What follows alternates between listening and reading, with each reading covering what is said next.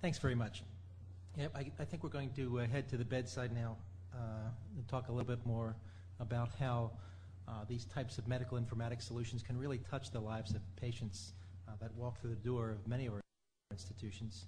I'll give a little background to the pediatric knowledge base, but really want to spend most of the time focusing on how things have changed for this project since we were very fortunate enough to win the Judges Prize. As was mentioned previously, I'll talk a little bit about the chronology, but focus more on the lessons learned and those that continue to be learned, and talk really about where I see this project going from here.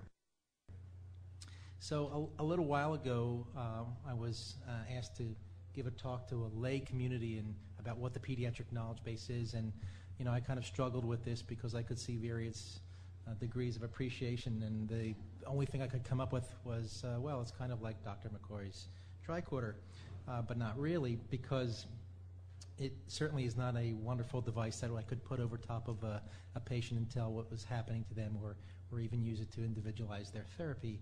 But it is a focus on using all of the available patient information to guide particularly pharmacotherapy, but also to reflect on the status of a patient at any given time, embedded on top of our best appreciation or knowledge around clinical pharmacology of some of the pharmaceutical products that these patients are taking, but also some of the various medical treatments that they're receiving. Again, this is focused for the most part in pediatrics, so our stakeholders represent a lot of the pediatric institutions worldwide, really.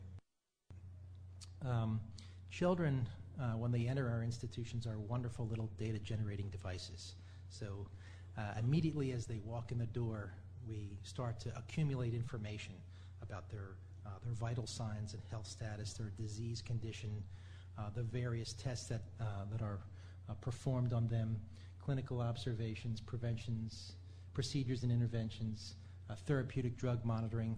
Again, some of the agents that they're receiving, particularly in an acute care setting, are a very narrow therapeutic index drug. So the management of these agents is critical to their overall success.